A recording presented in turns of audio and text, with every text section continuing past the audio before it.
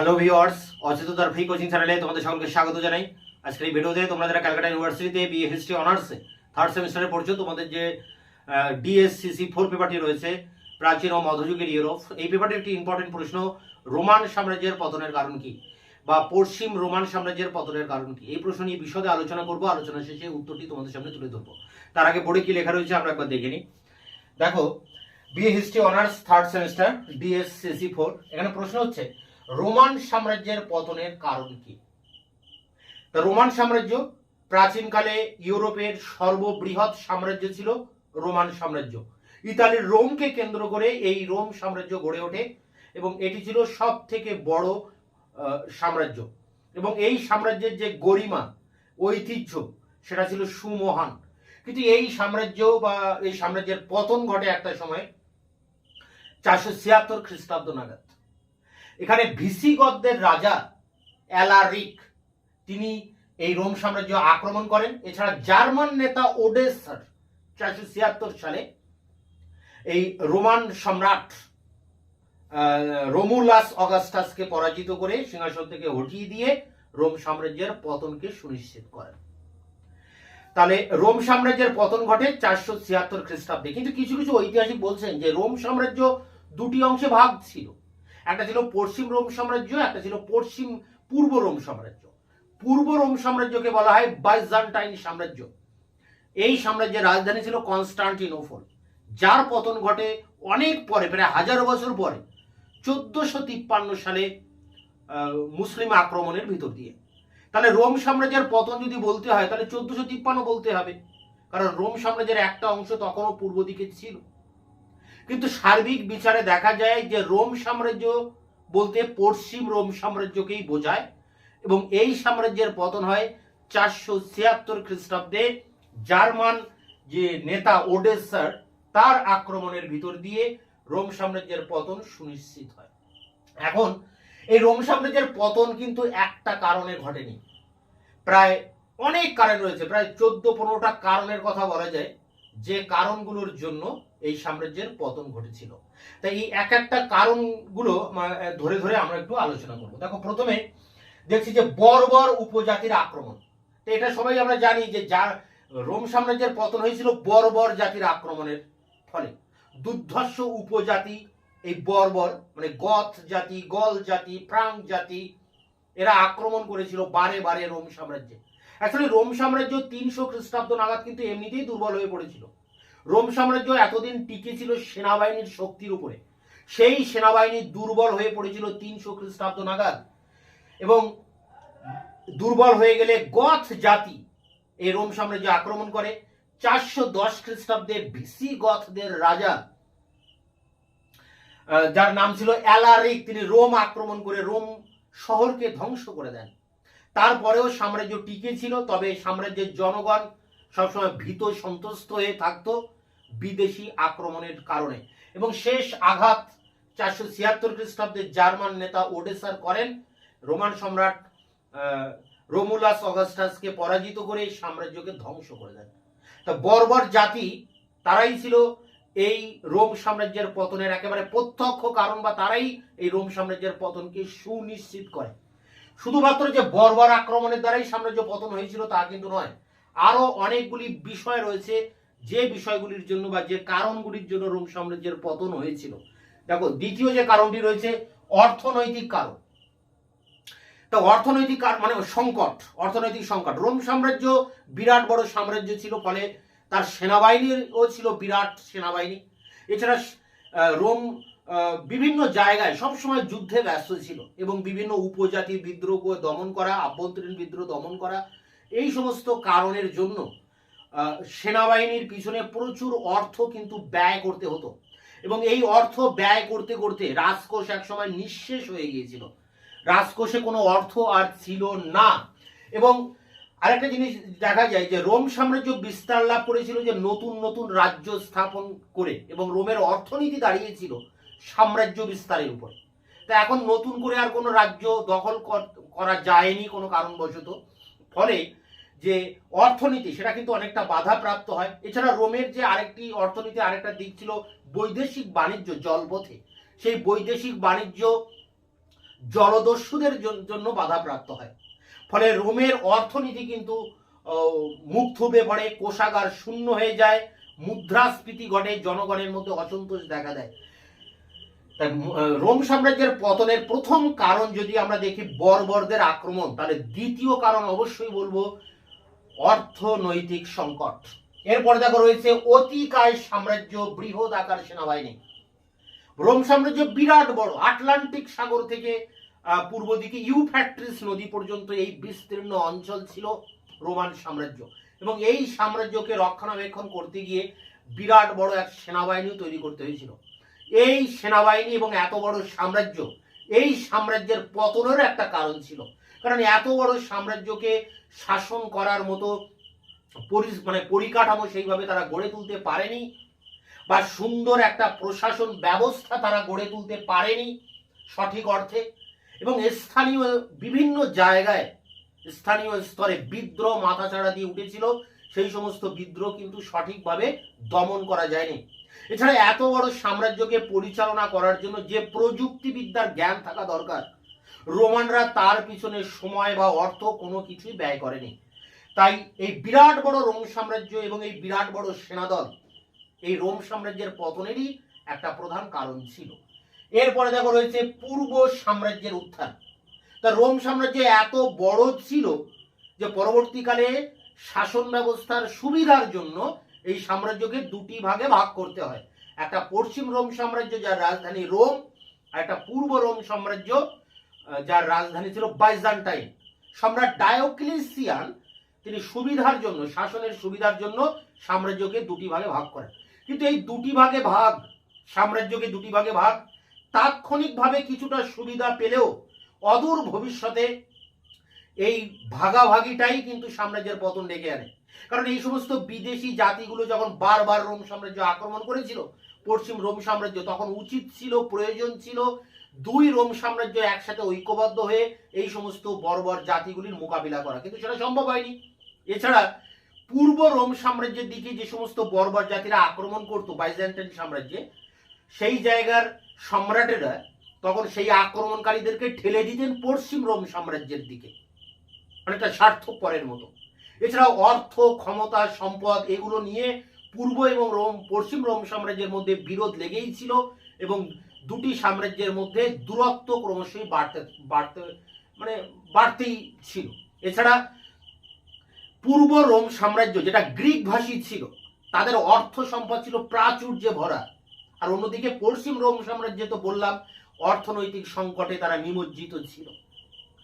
পূর্ব Rome সাম্রাজ্যের রক্ষণাবেক্ষণের জন্য সম্রাট কনস্টান্টাইন তিনি যে সুরক্ষা বলয় গড়ে তুলেছিলেন, পশ্চিম রোম সাম্রাজ্যকে রক্ষা করার জন্য সেই রকম কোনো ব্যবস্থাই নেওয়া হয়নি।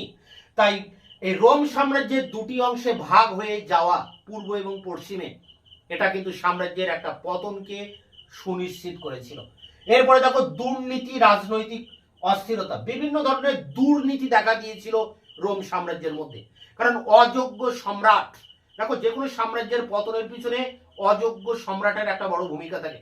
তাই অপরিণামদর্শী অযোগ্য সম্রাটরা তারা কোনো সঠিক নীতি নিতে পারেননি এই সাম্রাজ্যকে পরিচালনা করার জন্য। এছাড়া সাম্রাজ্যে দেখা দিয়েছিল গৃহযুদ্ধ, সিংহাসন দখল করাকে কেন্দ্র করে গৃহযুদ্ধ বেঁধে গিয়েছিল।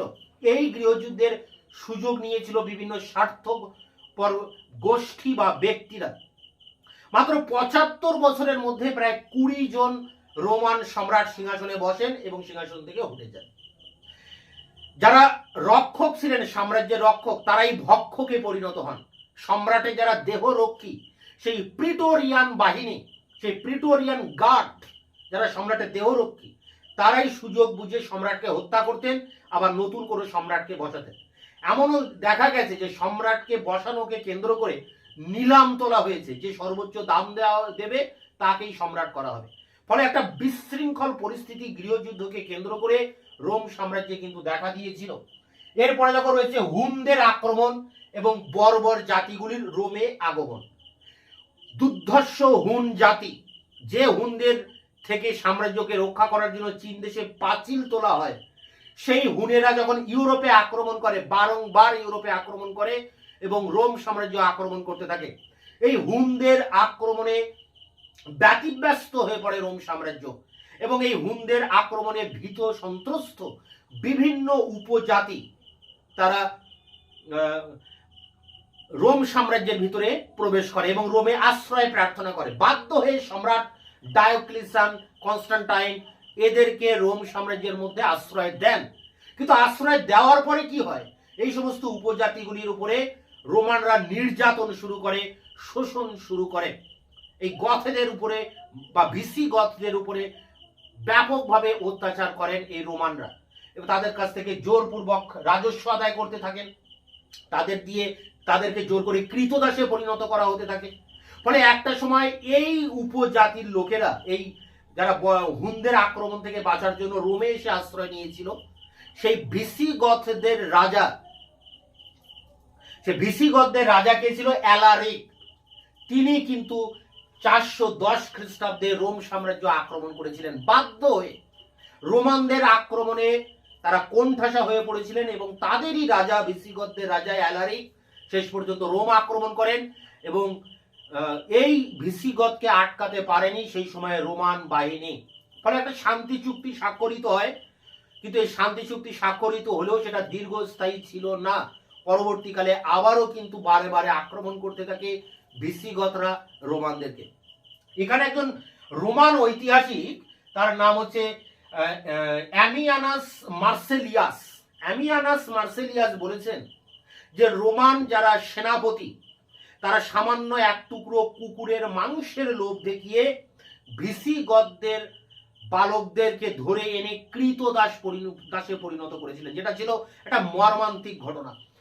তাই এই বর্বর জাতির আক্রমণ বা হুনদের আক্রমণ এবং সেই আক্রমণের হাত থেকে বাঁচার জন্য বিভিন্ন উপজাতিদের রোমে আশ্রয় নেওয়া এবং সেই উপজাতিদেরই আবার পরবর্তীকালে রোম আক্রমণ, এই সমস্ত ঘটনার ফলে কিন্তু রোম সাম্রাজ্যের পতন সুনিশ্চিত হয়। এরপরে দেখো রয়েছে খ্রিস্টান ধর্মের প্রসার। 310 খ্রিস্টাব্দে মিলানের যিনি শাসক, তিনি রোমে খ্রিস্টান ধর্মকে বৈধ ধর্মের স্বীকৃতি দিয়েছিলেন। এর ফলে রোমানদের যে চিরাচরিত প্রাচীন ঐতিহ্য, সে ঐতিহ্য ধ্বংস হয় এবং সেই জায়গায় খ্রিস্টান ধর্মের রীতিনীতি সেখানে প্রবেশ করে এবং এই সময় চার্চ, পোপ, ধর্মগুরু এনারা রাজনৈতিক ব্যাপারে হস্তক্ষেপ করতে শুরু করেন। ফলে একটা বিশৃঙ্খলা পরিস্থিতি তৈরি হয় এই খ্রিস্ট ধর্মকে কেন্দ্র করে। এরপরে দেখো রয়েছে সামরিক বাহিনীর দুর্বলতা। যে সামরিক বাহিনীর উপরে ভিত্তি করে এই রোমান সাম্রাজ্য দাঁড়িয়েছিল, সেই রোমান সাম্রাজ্যের সামরিক বাহিনী দুর্বল হতে থাকে। অন্যান্য জাতিগুলির কাছে রোমান বাহিনী ছিল একটা ত্রাসের কারণ এবং রোমান বাহিনী ছিল শৌর্য বীর্যের প্রতীক। সেই রোমান বাহিনী ধীরে ধীরে দুর্বল হতে থাকে।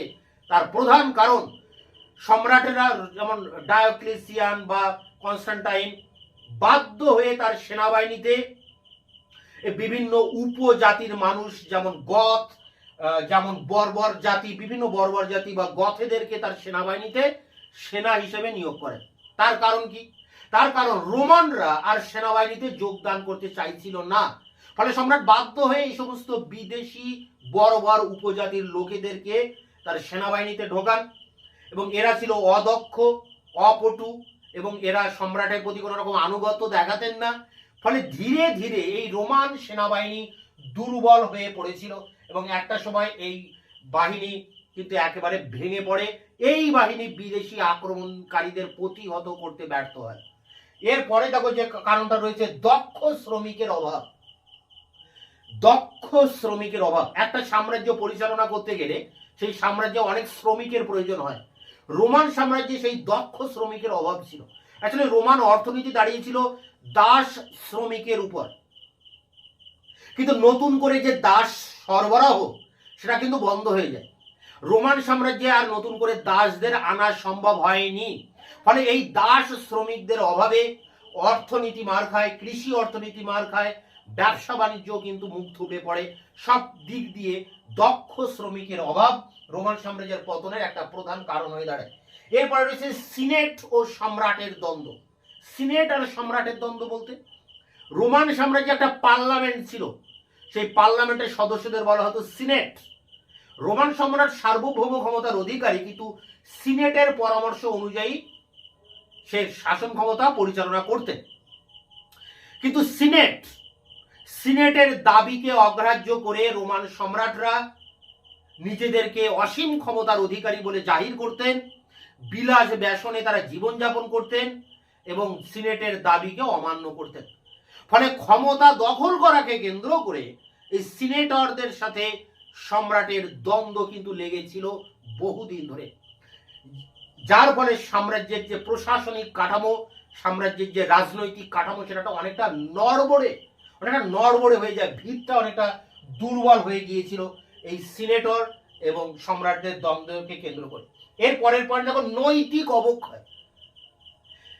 রোমান সাম্রাজ্যের নৈতিক অবক্ষয় দেখা দিয়েছিল। অনেক রোমান সম্রাট অবাধে যৌনাচার করতেন, অবাধে, এমনকি যে প্রেক্ষাগৃহে গ্ল্যাডিয়েটরদের খেলা দেখানো হতো, হিংস্র পশুর সাথে লড়াই, সেই সমস্ত জায়গায় গ্ল্যাডিয়েটরদের লড়াইকে বাদ দিয়ে সেই জায়গায় পশুর সাথে যৌনাচার করার দৃশ্য দেখানো হতো মানুষকে আনন্দ দেওয়ার জন্য। এছাড়া বিভিন্ন সম্রাট পুরুষ সঙ্গী রেখেছিলেন যৌনাচার করার জন্য। অবাধে যৌনাচার একটা সাধারণ বিষয় হয়ে দাঁড়িয়েছিল। পতিতালয়ের সংখ্যা বেড়ে গিয়েছিল রোমান সাম্রাজ্যে। এছাড়া যে গ্ল্যাডিয়েটরের খেলা, ঘোড়ার দৌড়, যেগুলো ঐতিহ্য ছিল রোমানদের, তাকে কেন্দ্র করে জুয়া খেলা শুরু হয়। তো এইরকম বিভিন্ন দিক দিয়ে সাম্রাজ্যে একটা নৈতিক অবক্ষয়ের কিন্তু সূচনা হয়েছিল। এরপরে যে পয়েন্টটা আমরা দেখব, যে পিরেনের তত্ত্ব, যেটা তোমাদের একটা বড় 20 নম্বরের কোশ্চেন, হেনরি পিরেনের তত্ত্ব। হেনরি পিরেন সম্পূর্ণ ভিন্ন কথা বলেছেন। তিনি বলেছেন যে বর্বর জাতির আক্রমণে রোম সাম্রাজ্যের পতন হয়নি। তিনি বলছেন যে মুসলিমদের আগমনের ফলে রোম সাম্রাজ্যের পতন হয়। মুহাম্মদের আবির্ভাবের ভিতর দিয়ে মুসলিমদের আগমন ঘটে এবং এই মুসলিমরা ভূমধ্যসাগর অবরোধ করলে রোম সাম্রাজ্যের সাথে প্রাচ্য দেশের যে বাণিজ্যিক যোগাযোগ সেটা বন্ধ হয়ে যায়। ফলে রোমানদের যে অর্থনীতি সেটা ধ্বংস হয়। রোমানদের অর্থনৈতিক সংকটের মধ্যে রোমানরা গিয়ে পড়ে, যার ফলে এই সাম্রাজ্য পতনের দিকে এগিয়ে যায়। যদি আজ মুহাম্মদের আবির্ভাব না ঘটতো তাহলে রোমান সাম্রাজ্যের পতন হতো না, আর সেই জায়গায় সেই ধ্বংসস্তূপের ভিতর দিয়ে শার্লামেনের আবির্ভাব ঘটতো না। শার্লামেন পরবর্তীকালে রোম সাম্রাজ্যের এই পতনের ধ্বংসস্তূপের উপরে তিনি একটা আলাদা করে একটা সাম্রাজ্য তৈরি করেছিলেন এবং সামন্ততন্ত্রের জন্ম দিয়েছিলেন। কিন্তু এগুলো কোনোটাই হতো না যদি না ইসলামের আবির্ভাব না ঘটতো, এমনটাই মনে করেন হেনরি পিরেন। এটা হেনরি পিরেনের নিজস্ব তত্ত্ব। যাই হোক, এর পরের যে পয়েন্টটা আমরা দেখবো, যে প্রাকৃতিক অবক্ষয়। রোমান সাম্রাজ্যের যে সমস্ত জায়গায় কৃষিকাজ হতো সেখানে আবহাওয়া দিনকে দিন খারাপ হতে চলেছিল। আবহাওয়া হয়ে উঠেছিল শুষ্ক, মাটি হয়ে গেছিল বন্ধা, সেখানে নতুন করে আর চাষবাস হচ্ছিল না। এরপরে নানা রকম প্রাকৃতিক বিপর্যয় দেখা দিয়েছিল, মহামারী দেখা দিয়েছিল। কৃষি ক্ষেত্রে নতুন কোনো প্রযুক্তির আবির্ভাব তারা ঘটাতে পারেনি। নানা কারণে, এই প্রাকৃতিক কারণে এখানে কিন্তু এই চাষবাস, কৃষিকাজ একেবারে ভেঙে পড়ে এবং রোমান অর্থনীতির উপরে গিয়ে চাপ পড়ে। এরপরে যে পয়েন্টটা আমরা দেখব, যে সুনির্দিষ্ট পরিকল্পনার অভাব। যে কোনো সাম্রাজ্য পরিচালনা করতে গেলে একটা সুনির্দিষ্ট পরিকল্পনা থাকা প্রয়োজন, কিন্তু রোমান সম্রাটরা সাম্রাজ্যকে ভবিষ্যতের দিকে এগিয়ে নিয়ে যাওয়ার জন্য কোনরূপ পরিকল্পনা করতে পারেননি। অ্যাকচুয়ালি রোমান সাম্রাজ্য দাঁড়িয়েছিল লুণ্ঠনের উপরে, সাম্রাজ্য বিস্তারের উপরে, কিন্তু সেই সাম্রাজ্য বিস্তার তো একটা সময় গিয়ে থেমে যায়। তখন কিন্তু আর নতুন নতুন জায়গায় সাম্রাজ্য বিস্তার করতে পারেনি, অর্থ লুণ্ঠন করতে পারেনি। ফলে অর্থের অভাবে কিন্তু এই সাম্রাজ্য ধুঁকতে থাকে। তাই আর্নল্ড টয়েনবি একটা কথা বলেছেন, ইংল্যান্ডের বিশিষ্ট গবেষক আর্নল্ড টয়েনবি। তিনি বলছেন রোমানরা প্রথম থেকেই তাদের যে শাসন পদ্ধতি সেটা ছিল একটা পচনশীল পদ্ধতি। প্রথম থেকেই তাদের শাসন পদ্ধতি ছিল পচনশীল।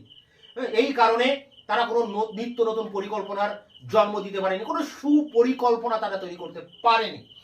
এরপরে যেমন রয়েছে সামাজিক বৈষম্য। সামাজিক ক্ষেত্র বৈষম্য ছিল রোমানদের মধ্যে। রোমানরা 3টি গোষ্ঠীতে বিভক্ত ছিল। প্রথমে ছিল অভিজাত, পরটি ছিল ফিউরিয়ালস এবং তৃতীয় অথবা 3 নম্বরে ছিল সাধারণ মানুষ। অভিজাত, ফিউরিয়ালস, সাধারণ মানুষ। অভিজাত এবং ফিউরিয়ালসরা বিলাস ব্যসনে জীবনযাপন করতেন, আর সাধারণ মানুষদের তৃতীয় শ্রেণীর মানুষদের সমস্ত করের বোঝা বহন করতে হতো। সাধারণ মানুষ আবার দুই ভাগে ভাগ, একটা ছিল দাস আর একটা ছিল স্বাধীন মানুষ। তা দাসেদের অবস্থা তো খুবই করুণ, আর স্বাধীন মানুষদেরও কিন্তু নানা রকম ভাবে তাদের কাছ থেকে কর আদায় করা হতো। তো এইভাবে সামাজিক ক্ষেত্রে একটা বৈষম্য কিন্তু তৈরি হয়েছিল, সামাজিক অসন্তোষও কিন্তু ধুমায়িত হয়েছিল, সামাজিক সংকটও কিন্তু দেখা দিয়েছিল। এছাড়াও আরেকটা গুরুত্বপূর্ণ পয়েন্ট যেটা রয়েছে যে মহামারীর আবির্ভাব, মহামারীর কবলে এই রোম সাম্রাজ্য। মহামারী কিভাবে দেখা দিল না, রোমান বণিকরা প্রাচ্য দেশে আসে এবং তারা তাদের যে অসংলগ্ন জীবন যাপন বা যৌনাচার, তার ভিতর দিয়ে তারা বিভিন্ন ধরনের নিত্য নতুন রোগ তারা রোমে নিয়ে যায় এবং রোমানদের মধ্যে সেটাকে ছড়িয়ে দেয়। এইভাবে হাম, বসন্ত, কলেরা, এরকম বিভিন্ন ধরনের ব্যাধি, যেগুলো নিত্য নতুন ব্যাধি, সেগুলো কিন্তু রোমে ছড়িয়ে পড়ে এবং মহামারীর আকার দেখা দেয়। হাজারে হাজারে লাখে লাখে মানুষ মারা যায়। এছাড়া আরেক রোমান সাম্রাজ্যের পতনের আর একটা গুরুত্বপূর্ণ কারণ রয়েছে, সেটি হচ্ছে সীসা বিষাক্তকরণ তত্ত্ব। এটা একটা টিকা প্রশ্ন হিসেবেও কিন্তু আগে পরীক্ষায় আসতো, সীসা বিষাক্তকরণ তত্ত্ব। রোমানদের এই যে সীসা ব্যবহার করতেন, সেই সীসাটা বিষাক্ত হয়ে উঠেছিল, কিন্তু তারা সেটা বুঝতে পারেননি। তারা যে সুরা পান করতেন, সেই সুরা পাত্রের মাধ্যমে সেই সীসা, বিষাক্তকরণ সীসা তাদের শরীরে প্রবেশ করত এবং ধীরে ধীরে ধীরে ধীরে এই রোমানরা কিন্তু মৃত্যুর মুখে তারা এগিয়ে যাচ্ছিল। তাই সীসা বিষাক্তকরণ একটা প্রধান কারণ ছিল রোমান সাম্রাজ্যের পতনের পিছনে। তো দেখো, রোমান সাম্রাজ্যের পতনের পিছনে প্রায় 14-15টা কারণের কথা আমি তোমাদের বললাম। এই কারণগুলো এক একটা কারণ এক একটা প্যারাতে উল্লেখ করে করে, ডিসকাস করে করে, আলোচনা করে করে এর নোটস কিন্তু কমপ্লিট করতে হবে। 20 নম্বরের প্রশ্ন অনেক বড়, এবং এখানে প্রায় 14-15টা পয়েন্টের কথা বললাম, মানে কারণের কথা বললাম। এই কারণগুলোকে এক একটা প্যারা ধরে ধরে মেনশন করে তোমরা এর অ্যান্সারটা কমপ্লিট করবে। এর যে কোয়ালিটি অ্যান্সার, সেই অ্যান্সারটি আমি তোমাদের জন্য রেডি করেছি। আর এখানে তো মূল বিষয়টা, রোমান সাম্রাজ্যের পতনের যে মূল কারণগুলো তোমরা বুঝতে পারলে। প্রধান কারণ যেটা রয়েছে, বর্বরদের আক্রমণ, অর্থনৈতিক সংকট, অতিকায় সাম্রাজ্য, পূর্ব রোম সাম্রাজ্যের উত্থান, দুর্নীতি, রাজনৈতিক অস্থিরতা, হুনদের আক্রমণ, খ্রিস্টান ধর্মের প্রসার, সামরিক বাহিনীর দুর্বলতা, দক্ষ শ্রমিকের অভাব, সিনেট এবং সম্রাটের দ্বন্দ্ব, পিরেনের তত্ত্ব, সুনির্দিষ্ট পরিকল্পনার অভাব, সামাজিক ক্ষেত্রে বৈষম্য, নৈতিক অবক্ষয়, প্রাকৃতিক ক্ষেত্রে অবক্ষয়, মহামারীর কবলে পড়া। এই সমস্ত কারণগুলোকে পরপর মেনশন করে অ্যান্সারটি তোমাদেরকে রেডি করতে হবে। সেই অ্যান্সার নিয়ে আমি এবার অন স্ক্রিনে তোমাদের সামনে আলোচনা করছি। History honours 3rd semester DSCC 4, Roman সাম্রাজ্যের পতনের কারণগুলি আলোচনা করো, মার্কস 20। রোমান সাম্রাজ্য পৃথিবীর এক বিস্ময়। ইউরোপ, আফ্রিকা ছাপিয়ে এর বিস্তৃতি ছিল এশিয়া পর্যন্ত। বিশাল এই সাম্রাজ্যের পতন হয় 476 সালে। রোমের পতন বলতে মূলত পশ্চিম রোমান সাম্রাজ্যের পতনকেই বোঝানো হয়ে থাকে। ঐতিহাসিকগণ এর পিছনে বহিঃশক্তির আক্রমণ, অর্থনৈতিক বিপর্যয়, নৈতিক অবক্ষয়, আবহাওয়ার বিপর্যয়, বিস্তৃত সাম্রাজ্য, ধর্মীয় সংস্কার, প্রশাসনিক দুর্বলতা ইত্যাদি নানাবিধ বিষয়কে চিহ্নিত করতে থাকেন। কেউ কেউ আবার 476 খ্রিস্টাব্দে পশ্চিম রোমান সাম্রাজ্যের পতনকে পুরো রোমান সাম্রাজ্যের পতন বলে মানতে নারাজ। তাদের যুক্তি হলো, যেহেতু বাইজান্টাইন সাম্রাজ্য নাম নিয়ে পূর্ব রোমান সাম্রাজ্য 1453 সাল পর্যন্ত টিকে ছিল, সেহেতু রোমান সাম্রাজ্যের পতন আসলে ঘটে 1453 সালেই, 476 সালে নয়। তবে প্রসিদ্ধ মত হিসেবে যেহেতু পশ্চিম রোমের পতনকেই রোমের পতন হিসেবে ধরা হয়ে থাকে। প্যারা করে দেখো, রোমান সাম্রাজ্যের পতনের কারণ হিসেবে সবচেয়ে বেশি দায়ী করা হয় বাইরের থেকে বিভিন্ন বর্বর আক্রমণকে। 300 সালের দিকে রোমান বাহিনী দুর্বল হয়ে পড়ে। অন্যদিকে বহিঃশক্তির আক্রমণ বাড়তে থাকে। এ সময় গথ নামে বর্বর এক জাতি রোমকে বারবার আক্রমণ করে। 410 সালে ভিসি গথ রাজা অ্যালারিক রোম দখল করে নেন। 455 সালের দিকে রোম আবারও আক্রমণের শিকার হয়। অবশেষে 476 সালে জার্মান নেতা ওডেসার রোমান সম্রাট রোমুলাস অগাস্টাসকে ক্ষমতাচ্যুত করেন। ধারণা করা হয় এতেই চূড়ান্তভাবে পতন হয় রোমের। বিভিন্ন জার্মানীয় উপজাতির সাথে অনেক আগে থেকে রোমান সাম্রাজ্যের ঝামেলা চলছিল। তবে 3য় শতকে এসে গথদের মতো বর্বর উপজাতি রোমের সীমানার একেবারে ভিতরে প্রবেশ করে তাদের ঘাড়ে নিঃশেষ ফেলা শুরু করে। তো অবশেষে 410 খ্রিস্টাব্দে ভিসিগত রাজা অ্যালারিকের হাতে পতন ঘটে রোম শহরের। এরপর কয়েক দশক ধরে ক্রমাগত শত্রুর হাতে আক্রান্ত হবার আতঙ্কের মাঝেই দিনাতিপাত করতে হয়েছিল রোমের অধিবাসীদের। 455 সালে চিরন্তন শহর বলে পরিচিত রোম আবারও আক্রান্ত হয়। এবার শত্রুর ভূমিকায় ছিল ভান্ডালরা। অবশেষে আসে 476 খ্রিস্টাব্দ জার্মান নেতা ওডেসার নেতৃত্বে সংগঠিত বিদ্রোহে ক্ষমতাচ্যুত হন সম্রাট রোমুলাস অগাস্টাস। প্যারা করে বহিঃশত্রুদের আক্রমণ ঠেকাতে সামরিক ব্যয় ক্রমাগত বেড়েই যাচ্ছিল, যার প্রভাব পড়ে সাম্রাজ্যের অর্থনীতির উপর। কর ব্যবস্থার বৈষম্যে ধনী দরিদ্রের পার্থক্য বেড়ে যায়। কর সংগ্রাহকদের হাত থেকে রেহাই পেতে অনেক ধনী শহর ত্যাগ করে। নতুন রাজ্য জয় করতে না পারায় কৃতদাসের সংখ্যা কমে যায়। মূলত এসব কৃতদাসরাই উৎপাদনে অংশ নিত। অন্যদিকে রোমের অন্যতম রপ্তানি আয় অস্ত্র রপ্তানিতে ভূমধ্যসাগরের জলদস্যুরা ভাগ বসায়। এভাবে রোমের অর্থনীতিতে শুরু হয় এক চূড়ান্ত অবনমন। বহিঃশত্রুর আক্রমণের পাশাপাশি আগুন লেগেছিল রোমের অন্দরমহলেও। ক্ষয়িষ্ণু অর্থনীতি ধীরে ধীরে গ্রাস করে ফেলেছিল সাম্রাজ্যকে। দিনের পর দিন চলতে থাকা যুদ্ধ অতিরিক্ত ব্যয় নিঃশেষ করে ফেলেছিল রাজকোষাগার। অন্যদিকে ক্রমবর্ধমান করের বোঝা ও মুদ্রাস্ফীতি দিন দিন ধনী দরিদ্রের ব্যবধান বাড়িয়ে চলেছিল। হাস্যকর হলেও একথা সত্য যে কর সংগ্রাহকদের এড়াতে অনেক ধনী ব্যক্তি পর্যন্ত সপরিবারে পালিয়ে গিয়েছিলেন রোমের গ্রাম অঞ্চলগুলিতে। এরপরে দেখো প্যারা করে পরের প্যারা কি বলা হচ্ছে, তৃতীয় শতকে রোমান সাম্রাজ্যকে পূর্ব পশ্চিম দুভাগে বিভক্ত করা হয়। রাজ্য পরিচালনার সুবিধার্থে এই বিভাজন করা হয়েছিল। শাসন কার্যের সুবিধার জন্য সম্রাট ডায়াক্লেসিয়ান রোমকে পূর্ব পশ্চিম এই দুই অংশে ভাগ করেছিলেন। বিভাজনের এই উদ্দেশ্য সাময়িকভাবে সফলতার মুখ দেখলেও ক্রমশ রাজ্য দুটি দ্রুত বাড়তেই থাকে। বহিঃশত্রুর আক্রমণ একসাথে মোকাবিলা করার পরিবর্তে সম্পদ ও সেনাবাহিনী নিয়ে প্রায় সময়ই তাদের মধ্যে গণ্ডগোল বেঁধে যেত। এভাবে গ্রিকভাষী পূর্ব রোমান সাম্রাজ্য দিন দিন সম্পদের পাহাড় গড়ে তুলতে থাকে। অন্যদিকে অর্থনৈতিক অনটন ঘিরে ধরতে থাকে লাতিনভাষী পশ্চিম অংশকে। এমনকি পূর্ব রোমান সাম্রাজ্য তাদের আক্রমণ করা বর্বরদের লেলিয়ে দিত পশ্চিমের দিকে। কনস্টান্টাইন তার উত্তরসূরিরা নিশ্চিত করেছিলেন যেন পূর্ব সাম্রাজ্যকে শত্রুর আক্রমণ থেকে সর্বোচ্চ সুরক্ষা দেওয়া যায়। কিন্তু পশ্চিম রোমান সাম্রাজ্যের ব্যাপারে এমন কোনো পদক্ষেপ নেওয়া হয়নি। এভাবে ধীরে ধীরে পঞ্চম শতাব্দীতে পশ্চিম সাম্রাজ্যের রাজনৈতিক কাঠামো এক প্রকার ভেঙেই পড়েছিল। অন্যদিকে ওসমানিয়া সাম্রাজ্যের হাতে পতনের আগে পর্যন্ত টিকে ছিল বাইজান্টাইন তথা পূর্ব সাম্রাজ্য। প্যারা করে স্বর্ণশিখরে থাকাকালীন আটলান্টিক সমুদ্র থেকে শুরু করে মধ্যপ্রাচ্যের ইউফ্রেটিস নদী পর্যন্ত বিস্তৃত ছিল রোমান সাম্রাজ্যের সীমানা। কিন্তু এই বৃহৎ আকারই আসলে এর পতনের পেছনে অন্যতম গুরুত্বপূর্ণ নিয়ামক হিসেবে কাজ করেছে। এত বড় সাম্রাজ্যের প্রশাসনিক কার্যকলাপ সঠিকভাবে চালানো ছিল আসলে বেশ কিছু দুরূহ এক কাজ। চমৎকার যোগাযোগ ব্যবস্থা থাকা সত্ত্বেও রাজ্যের বিভিন্ন অংশ ঠিকমতো ও কার্যকরভাবে শাসন করতে পারছিল না তারা। স্থানীয় বিদ্রোহ বহিঃশত্রুর আক্রমণ থেকে সাম্রাজ্যকে বাঁচাতে প্রয়োজনীয় সেনাবাহিনী জোগাড় করতেও হিমশিম খেতে হচ্ছিল তাদের। সেনাবাহিনীকে টিকিয়ে রাখতে গিয়ে গবেষণামূলক কাজে অর্থের সংস্থান অনেক কমে গিয়েছিল। ফলে প্রযুক্তিগত অনগ্রসরতা তাদের পতনের পেছনে উল্লেখযোগ্য ভূমিকা রেখেছিল। প্যারা করে দেখো, বৃহদাকার সাম্রাজ্যের পাশাপাশি অদক্ষ অপরিণামদর্শী নেতৃত্ব রোমের পতনের পিছনে উল্লেখযোগ্য ভূমিকা রেখেছিল। রোমের শাসনভার নিজের কাঁধে তুলে নেওয়া সবসময়ই একটি ঝুঁকিপূর্ণ কাজ বলে বিবেচিত ছিল।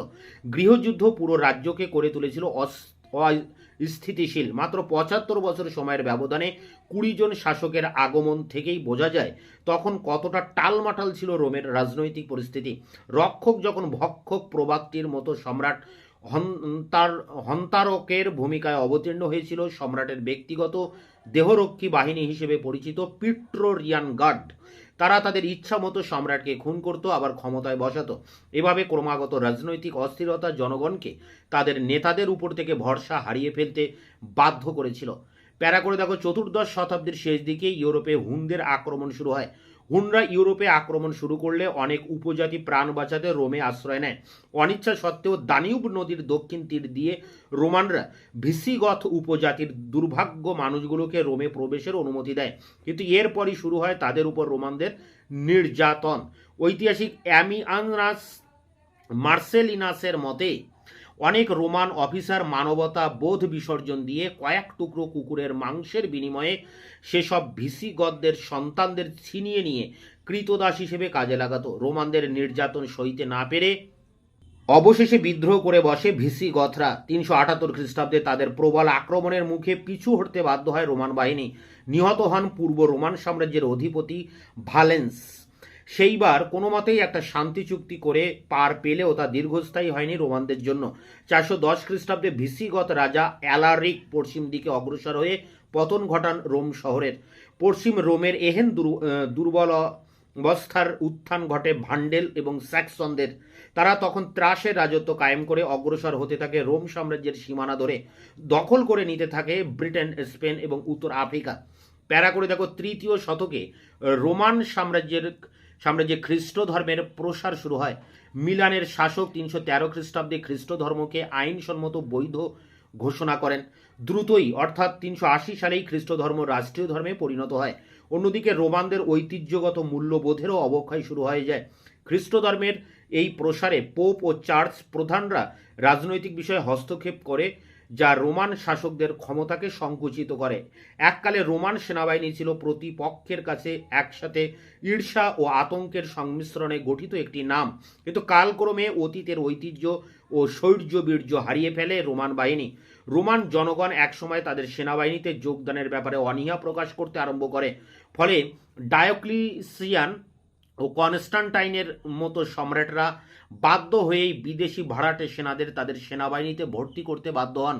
তখন সেনাবাহিনীতে প্রচুর গথ ও অন্যান্য বর্বর উপজাতির সেনাকে নিয়োগ করা হয়েছিল। বর্বর সেই সেনারা যুদ্ধক্ষেত্রে মারাত্মক কার্যকর হলেও রোমান সম্রাটের প্রতি তাদের আনুগত্য ছিল শূন্যের কোঠায়। তাদের অফিসাররা প্রায় সময়ই রোমান ঊর্ধ্বতন কর্তৃপক্ষের নির্দেশ অমান্য করত। পশ্চিম রোমান সাম্রাজ্যের পতন ঘটানোর পেছনে দায়ী বর্বর সেনাদের অনেকেই এককালে কাজ করেছে রোমান সেনাবাহিনীতেই। প্যারা করে দেখো, রোমান পতনের অন্যতম কারণ ছিল পর্যাপ্ত দক্ষ শ্রমিকের অভাব। সাম্রাজ্যের অর্থনীতি অনেকাংশেই কৃতদাসদের শ্রমের উপর নির্ভরশীল ছিল।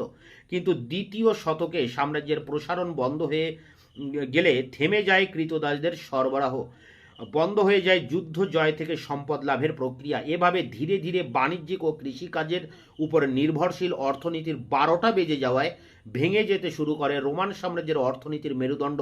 হাতছাড়া হতে থাকে ইউরোপের উপর তার নিয়ন্ত্রণ।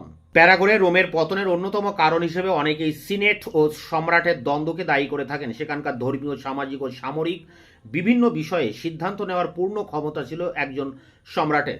সিনেট সেখানে কাজ করত পরামর্শক সংস্থা হিসেবে। অতিরিক্ত ক্ষমতার অধিকারী সম্রাটগণ নিজেদের আইনের ঊর্ধ্বে ভেবে জড়িয়ে পড়তেন থাকেন নানা দুর্নীতিতে, শুরু করে দেন অত্যাধিক আয়েসী জীবনযাপন। এসব নানা বিষয়ের উপর ভিত্তি করেই সিনেটের সাথে সম্রাটের তৈরি হতো দূরত্ব ও দ্বন্দ্ব। চরিত্র মানুষের অমূল্য সম্পদ। রোমের পতনের পেছনে এই অমূল্য সম্পদটি হারিয়ে যাওয়ায় উল্লেখযোগ্য ভূমিকা রেখেছিল। অবাধ যৌনাচার ছেয়ে ফেলেছিল পুরো সমাজ ব্যবস্থাতেই। বিভিন্ন ধর্মীয় অনুষ্ঠানে অনুশীলন কাজকর্ম ও অশালীন কাজকর্ম ও অবাধ যৌনাচার দেখা দিতে শুরু করে। পতিতালয়ের সংখ্যা বৃদ্ধি পেয়েছিল বহুগুণ। ঘোড়া দৌড় ও গ্ল্যাডিয়েটরদের খেলা নিয়ে জুয়া খেলাও ছড়িয়ে পড়েছিল। এভাবেই নানাবিধ সমস্যায় জর্জরিত হয়ে ইতিহাসের পাতায় ঠাঁই খুঁজে নিয়েছিল এককালের প্রবল পরাক্রমশালী রোমান সাম্রাজ্য। প্যারা করে ঐতিহাসিক হেনরি পিরেন বলেন যে 15 শতকে বর্বরদের আক্রমণের ফলে রোমের পতন ঘটেনি, বরং এর চূড়ান্ত অবক্ষয় সূচিত হয়েছিল ইসলামের উত্থান ও প্রসারের ফলে। তিনি মনে করেন যে ইউরোপে ইসলামের অনুপ্রবেশের ফলে এবং ভূমধ্যসাগরের উপর আরবদের আধিপত্য বিস্তারের ফলে পূর্ব পশ্চিম রোমান সাম্রাজ্যের মধ্যে বিভেদ বা বিচ্ছেদ চূড়ান্ত হয়। এর ফলে পশ্চিম রোমান সাম্রাজ্যের অর্থনীতি বিপর্যস্ত হয়ে পড়ে, যার পরিণতি হিসেবে এখানে সামন্ততন্ত্রের চূড়ান্ত বিকাশ ঘটে। তাই তিনি বলেছেন, মুহাম্মদের আবির্ভাব না ঘটলে সামন্ততন্ত্রের চূড়ান্ত প্রতিভু শার্লামেনের উত্থান কখনোই সম্ভবপর ছিল না। এই চূড়ান্ত অর্থনৈতিক বিপর্যয় রোমান সাম্রাজ্যকে পতনের দিকে ঠেলে দেয়। প্যারা করে দেখো, দ্বিতীয় শতক থেকে রোমান সাম্রাজ্যের একটি বিস্তীর্ণ অঞ্চল শুষ্ক প্রায় বন্ধ্যা অঞ্চলে পরিণত হয়েছিল। এর ফলে আদায়ীকৃত রাজস্বের পরিমাণ দারুণভাবে হ্রাস পেয়েছিল। রোমান সাম্রাজ্য সামরিক শক্তির উপর নির্ভরশীল হওয়ার কারণে উন্নত প্রযুক্তি ব্যবহারে আগ্রহ দেখায়নি। এই পর্বে মহামারীতে বহু লোকের মৃত্যুর ফলে এক সামাজিক সংকটের সৃষ্টি হয়। প্রাকৃতিক বিপর্যয় অর্থনৈতিক সংকটকে আরো বাড়িয়ে তোলে। প্যারাগোরে সংস্কার ও নির্দিষ্ট পরিকল্পনা ছাড়া কোনো সাম্রাজ্যই দীর্ঘস্থায়ী হতে পারে না।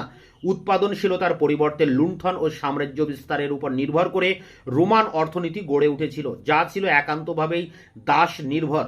মুক্ত বাণিজ্য নগরায়নকে কেন্দ্র করে যে তরঙ্গের সৃষ্টি হয়েছিল তারই আঘাতে রোমান সাম্রাজ্যের অর্থনীতির ভিত্তি কেঁপে ওঠে।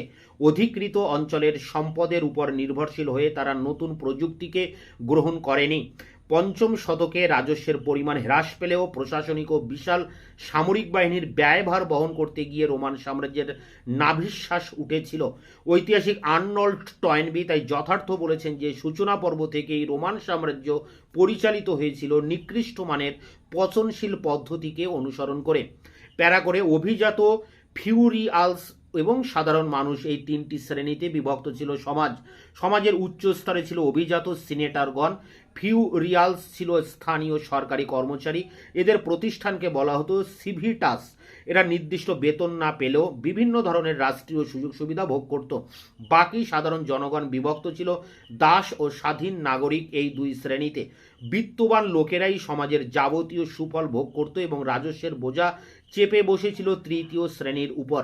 তাই ক্ষয়িষ্ণু রোমান সাম্রাজ্যকে টিকিয়ে রাখার কোনো আগ্রহী তৃতীয় শ্রেণীর জনগণ দেখায়নি। এরপরে দেখো শেষ প্যারা, অসংযমী রোমান বণিকরা প্রাচ্যের দেশগুলি থেকে বিভিন্ন রোগের জীবাণু বহন করে নিয়ে আসে এবং তারই প্রভাবে